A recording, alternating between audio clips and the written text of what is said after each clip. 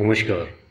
मैं Dishansh Srivastava comic word के audio story segment horror diaries में आपका स्वागत करता हूँ। हॉरर डायरीज में आप सुन रहे हैं कहानी सिंड्रेला। सुनते हैं कहानी का छठा भाग। न जाने कितनी देर बाद क्रिश की आंखें खुली। बहुत थकान महसूस हो रही थी उसे। उसने देखा पूरे कमरे में दिन का उजाला फैला हुआ था, मतलब सुबह हो चुकी थी। वो उठकर बैठ गया। लेटे रहो, एक आवाज आई। क्रिश ने देखा वो रोशनी थी। वो बिस्तर से टिककर अधलेटा सा पड़ा रहा। रोशनी पास आकर उसकी बगल में बैठ गई। वो डरी हुई लग रही थी। तुम पिछले 8 घंटे से बेहोश थे। मैं तो डर ही गई थी। क्या हुआ था? रोशनी ने पूछा। क्रिश ने बताया। रोशनी की आह निकल गई। तो तुम मुझे बचाने के लिए आधी रात को ही दौड़ पड़े, वो भी ऐसी जगह जहां वो भयंकर रूह भटकती रहती है। अब तो कोई आश्चर्य नहीं कि तुम अपने मर चुके दोस्त के लिए इतना खतरा मोल दे रहे हो। और क्रिश, अब बस करो, अब और नहीं। मैं भी चाहती थी कि ये गुत्थी सुलझे, पर तुम्हारी जान की कीमत पर नहीं। वो क्या था? क्रिश जैसे खुद से बुदबुदाया। क्या? रोशनी बोली। जब वो मेरे पास गुजर गई तो मैंने कुछ अटपटा सा महसूस किया। पहले तो बहुत ठंड लगी, फिर एक अंधेरी सुरंग जिसमें मैं गिरता ही जा रहा था। वो क्या था? वो मौत थी, रोशनी बोली और क्रिश चौंक पड़ा। वो इकलौती और आखिरी चीज जो वो अभिशप्त रूह महसूस कर सकती है। उसने तुम्हें भी वही महसूस करवाया, एक तरह से चेतावनी दी। रोशनी उठकर खड़ी हो गई।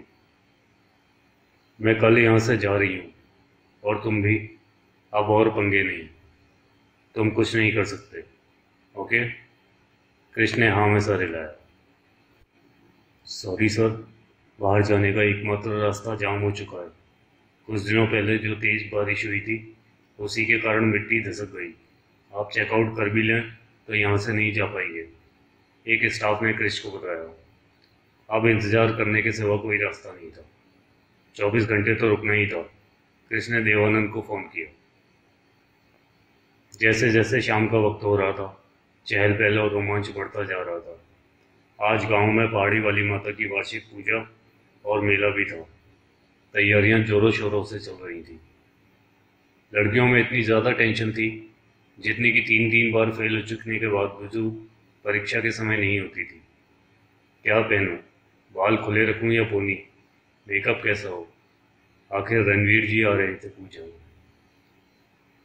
हे भगवान, ये क्या कपड़े हुए भला? अवनी की चाची ने अपनी बेटियों के इंग्लिश पिक्चर वाले गाउन को देखते हुए सर पीट लिया।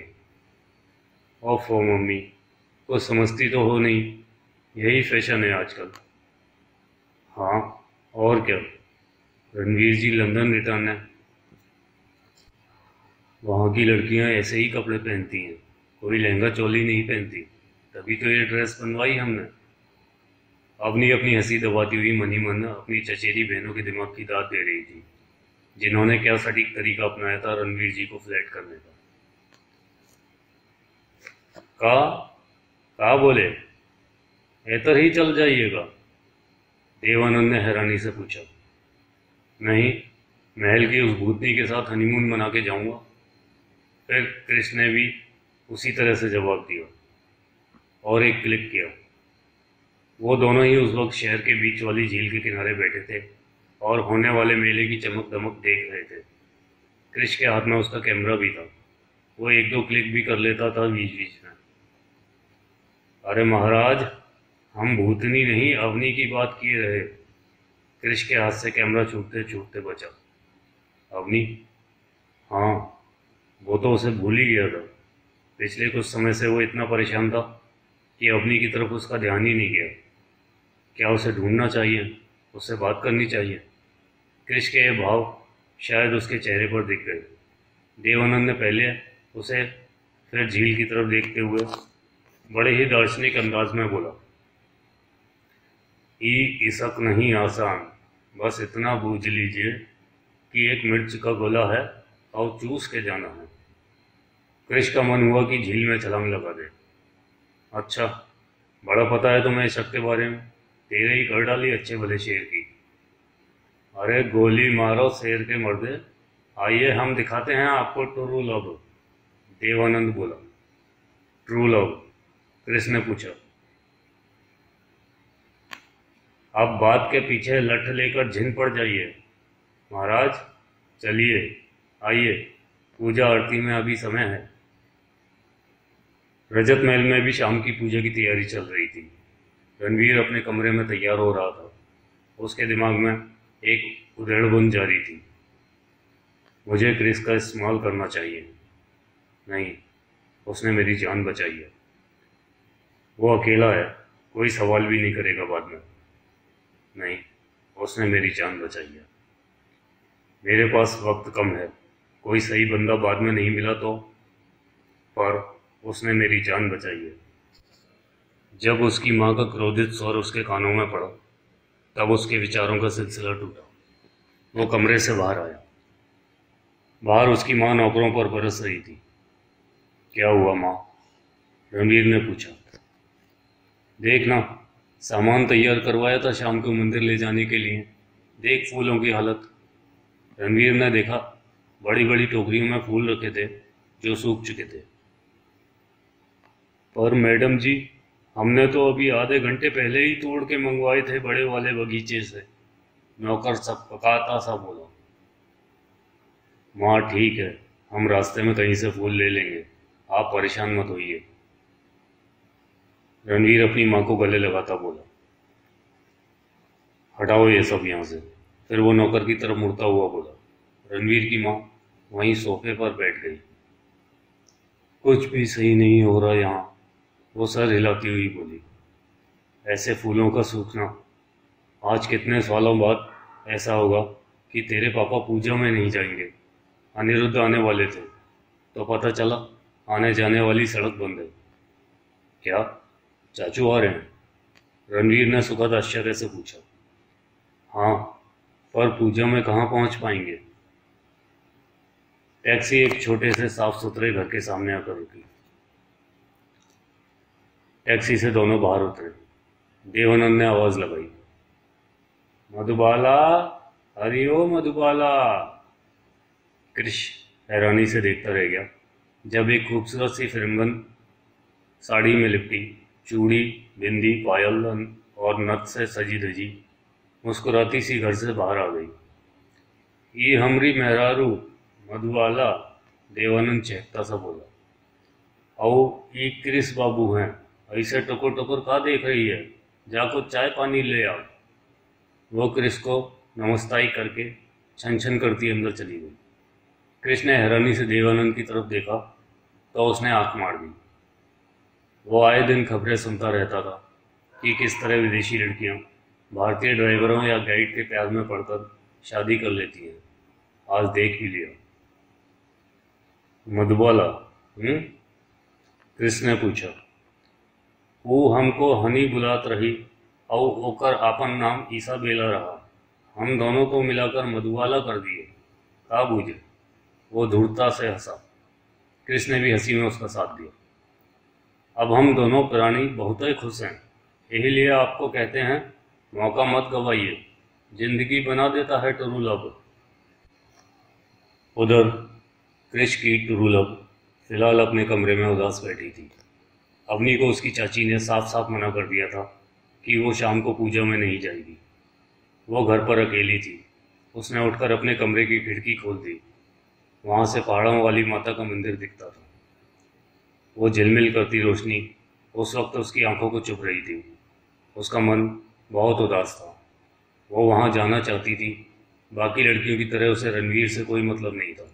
उस मंदिर से और ख़ास आज के उत्सव से उसके बचपन की कई यादें जुड़ी हुई थी। जब पापा उसे कंधे पर बैठाकर आरती दिखाया करते थे।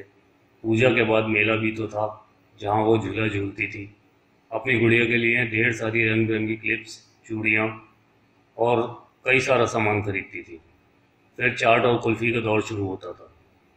वो मम्मी पापा घंटों झील के किनारे बैठकर झील में पड़ती मंदिर की खूबसूरत जगमगाती रोशनियों को निहारते।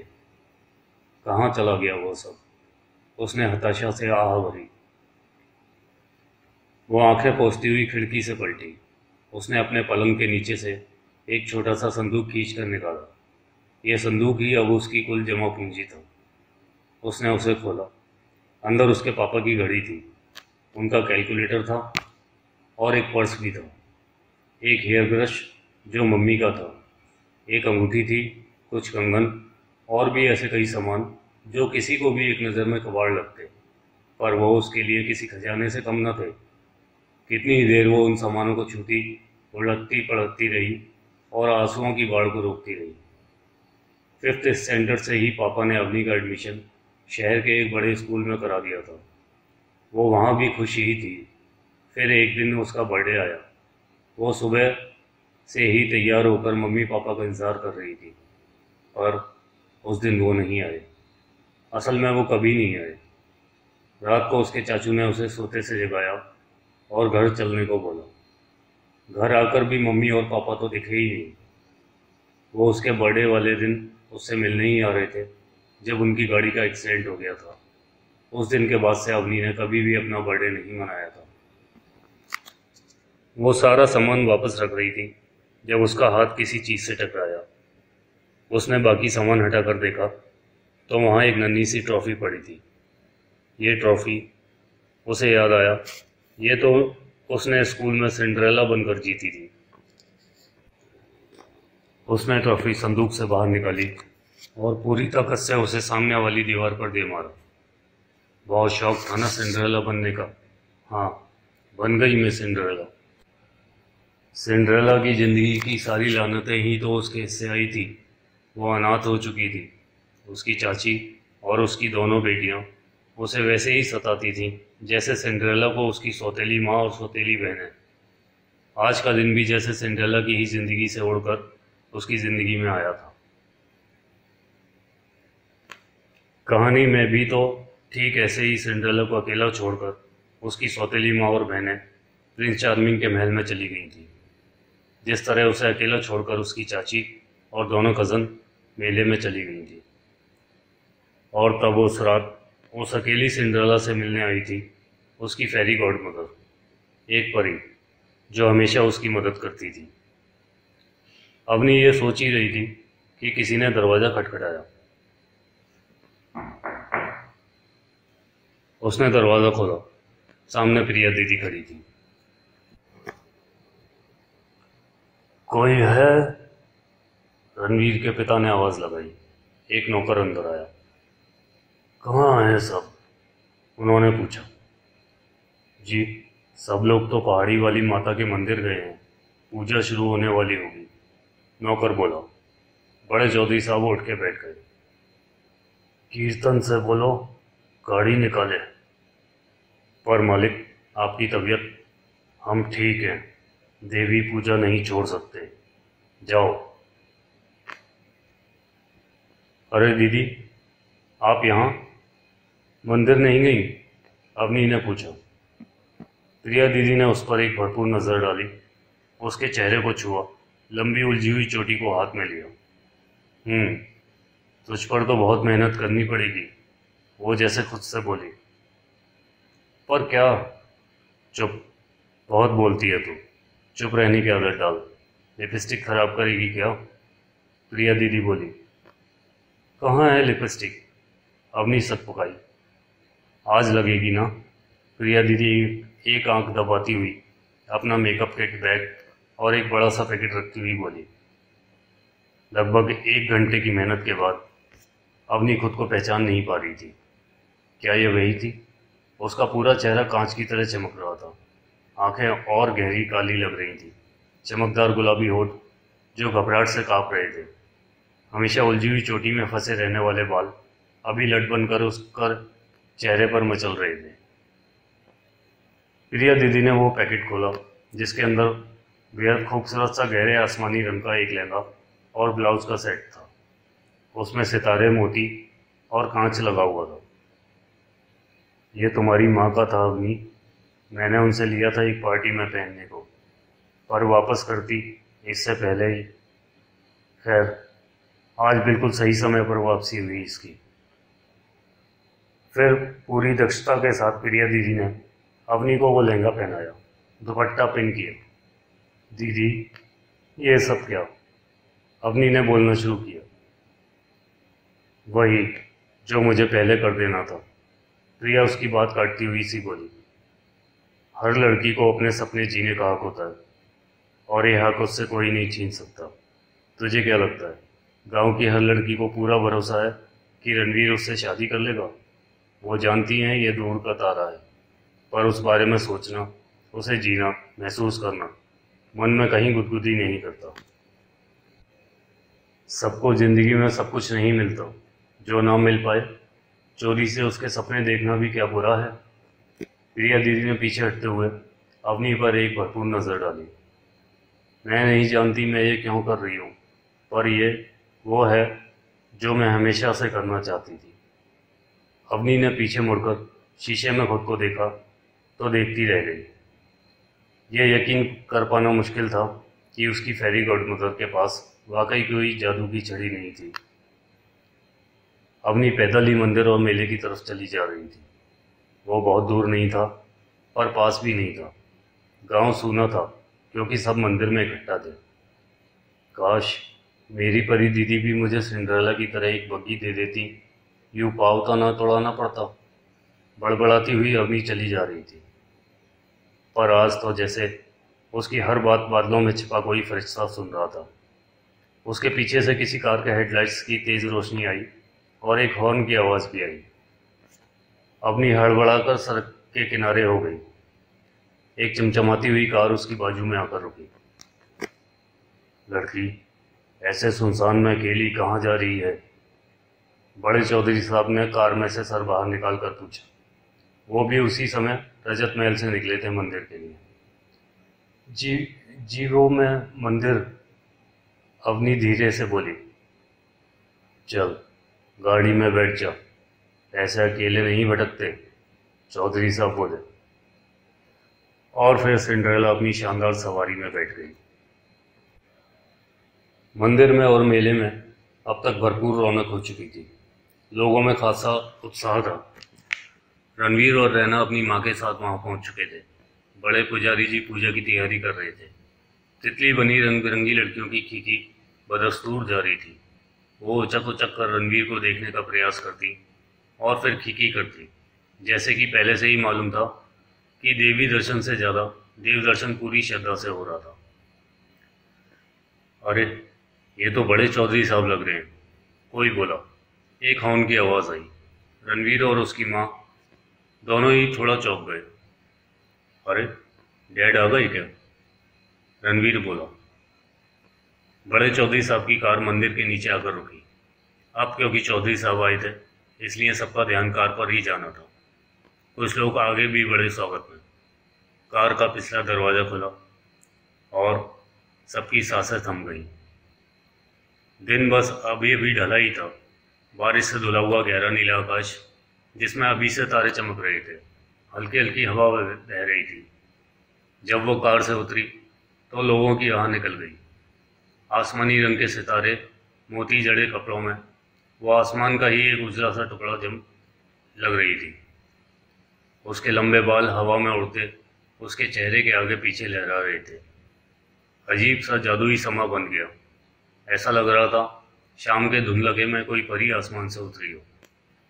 वो नहीं जानती थी कि उसने लोगों की निगाहें बांध दी थी, जिसमें एक ही भाव था, ये कौन है? पहले तो नहीं देखी कभी। अरे ये तो अवनी है। अवनी?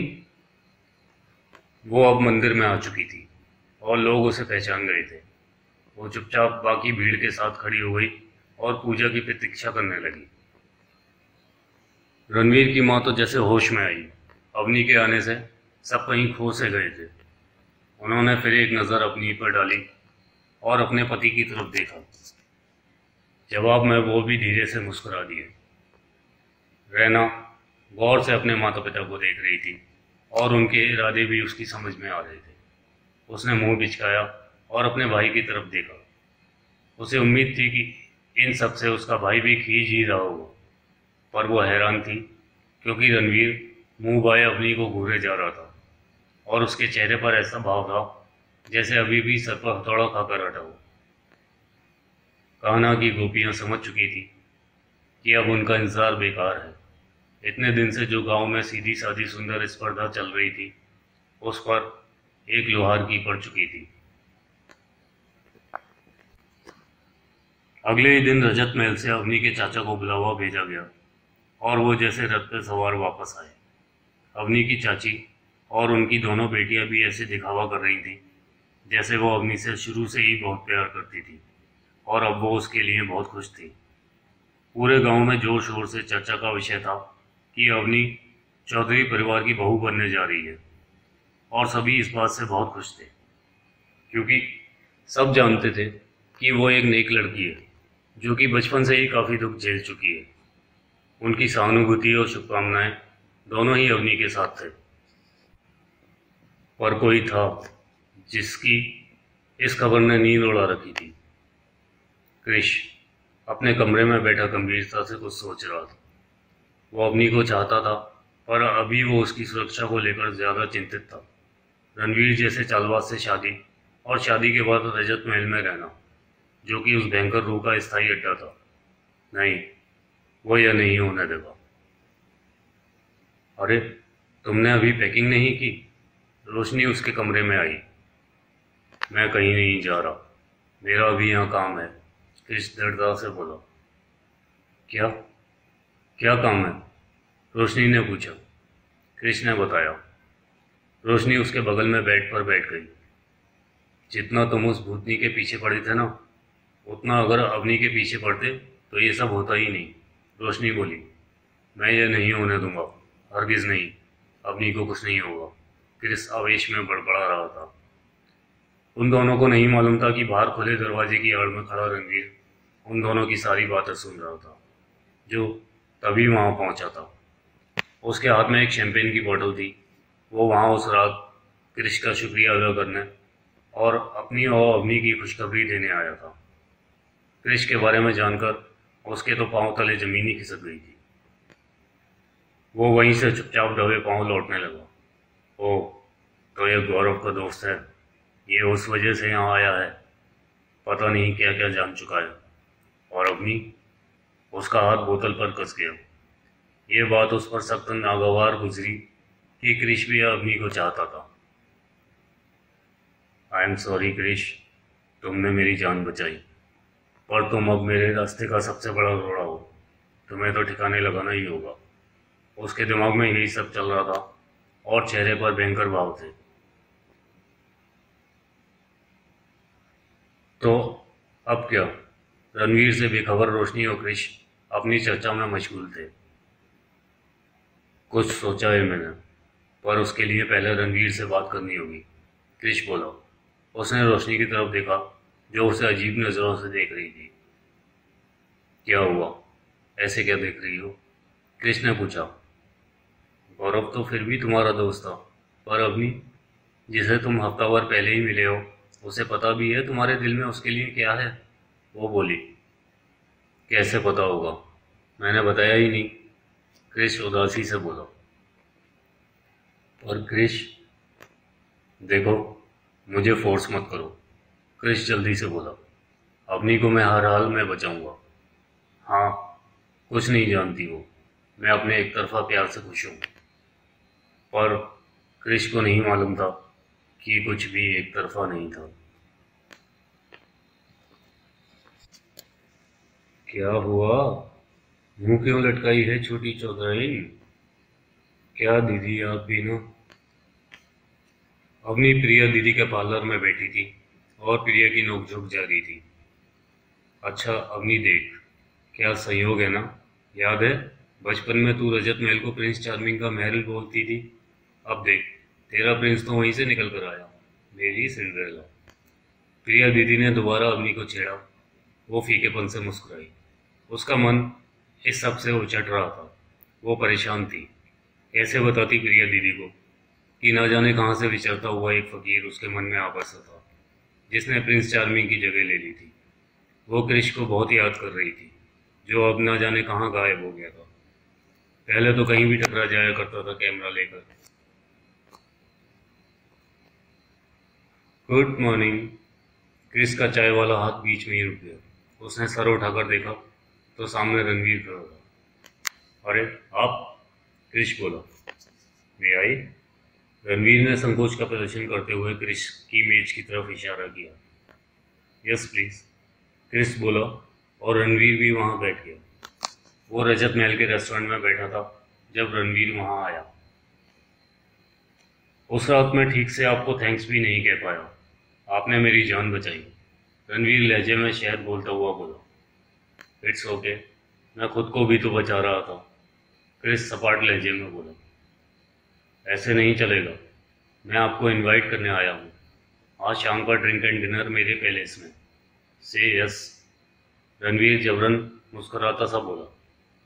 क्रिस मनी मन उसे तौल रहा था। क्या चल रहा था उसके मन में? कुछ भी हो, पर अगर उस रूह की गुत्थी सुलझानी है तो रणवीर और उस महल तक तो पहुंच बनानी होगी। क्रिस को अब पक्का यकीन था कि उस भयंकर आत्मा और रणवीर का कोई ना कोई कनेक्शन जरूर था। श्योर, माई प्लेजर, क्रिस ने मुस्कुराते हुए बोला। ठीक है, तो फिर आज शाम मैं खुद आऊँगा आपको लेने। फिर क्रिस से हाथ मिलाकर वो चला गया। काश क्रिस को पता होता कि रणवीर उसकी हकीकत जान चुका है और वो उसके साथ क्या करने वाला था। वो उस पैलेस का सबसे शानदार डाइनिंग हॉल था, जिसके बीचों बीच एक विशाल 16 सीट नक्काशीदार एंटीक डाइनिंग टेबल सुसज्जित था। छत पर एक दैत्याकार फानूस लटक रहा था।